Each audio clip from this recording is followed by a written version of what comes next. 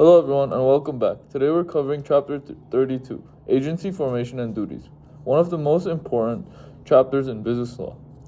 Think about it for a moment. Can a corporation walk into a bank and sign a loan agreement? Can a company physically sell products to customers? Of course not. Businesses must act through people.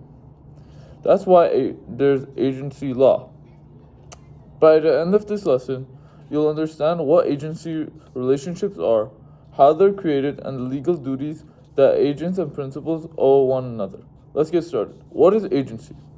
An agency relationship exists when one person, called the agent, agrees to act on behalf of another person, called the principal. The principal has the right to control the agent's reactions regarding the work assigned. A simple example is a salesperson working for a retail store. The salesperson is the agent. The store owner is the principal. Whenever the salesperson interacts with customers, they're acting on behalf of the business.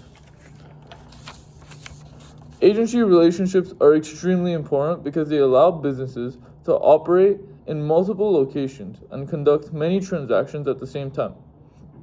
At the heart of agency law is the concept of fiduciary relationship. A fiduciary relationship is based on trust and confidence. The agent must act in the best interests of the principal. Agency law versus employment law. Students often confuse agency law with employment law. They're related, but they're not the same thing. Agency law is broader. It applies whenever someone acts on behalf of another person. Employment law specifically governs employer-employee relationships. For example, laws involving Social Security taxes, workplace safety, discrimination, workers' compensation, and unemployment compensation apply only to employees. These laws generally do not apply to independent contractors. Employees versus independent contractors. An employee works under the employer's direction and control. An independent contractor works for someone but controls how the work is performed. For example, a cashier at a grocery store is an employee. An electrician hired to wire a building is typically an independent contractor. One important thing to remember is that an independent contractor may still be an agent. For example, an insurance agent might be both an independent contractor and an agent of the insurance company. How courts determine employee status. Courts examine several factors to determine whether someone is an employee or an independent contractor. There are 7 major factors. First, how much control does the employer have? Second, does the worker operate a separate business? Third, is the work done under supervision? Fourth, who supplies the tools in the workplace? Fifth, how long does the relationship last? Sixth, how is the worker paid? And seventh, how much skill is required? The IRS also looks at worker classification. Its most important factor is control. The more control a business exercises over a worker, the more likely that the worker is an employee. 4 ways agency is created. Agency relationships can be formed in 4 different ways. Agency by agreement, which is the most common method. The principal and agent agree that the agent will act on behalf of the principal. The agreement may be written, oral, or implied through conduct. Agency by ratification. This ratification occurs when someone acts without authority, but the principal later approves the action. For example, an employee signs a contract without permission. If the company later approves the contract, agency is created through ratification. Agency by estoppel. Agency by estoppel occurs when a principal causes others to believe someone is an agent. If a third party reasonably relies on that belief, the principal may be prevented from denying the agency relationship. Agency by operation of law. Sometimes courts create agency relationships because of family situations or emergencies. For example, a person may not act on behalf of another during an emergency to prevent significant loss. Duties of an agent. Once an agency relationship exists, the agent owes 5 important duties to the principal.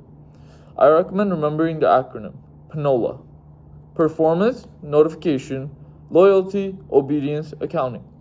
Performance. Agents must perform their duties with reasonable skill and care. Notification. Agents must inform principals of important information related to the agency. Loyalty. Agents must act solely in the principal's best interest. Confidential information must not be disclosed. Obedience. Agents must follow lawful instructions given by the principal. And accounting. Agents must keep accurate records and properly manage the principal's funds and property. Duties of the principal. The principal also has obligations. Remember this acronym: CRCS. Compensation, reimbursement and indemnification, cooperation, safe working conditions. Compensation. The principal must pay the agreed compensation, reimbursement and indemnification. The principal must repay reasonable expenses and compensate agents for authorized actions. Cooperation. The principal must help the agent perform their duties and avoid interfering with their work. Safe working conditions. The principal must provide safe premises, equipment, and working conditions. Rights and remedies. When either party violates their duties, legal remedies are available. Agents may recover compensation, reimbursement, damages, and accountings. Principals may recover damages, terminate the agency relationship, seek indemnification, or place property into a constructive trust. The law provides remedies to ensure both parties honor their obligations. So, quick recap.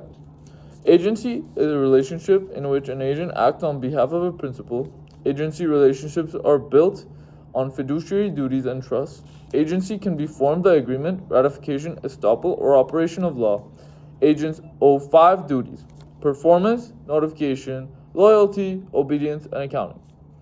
Principals owe 4 duties. So, what are they?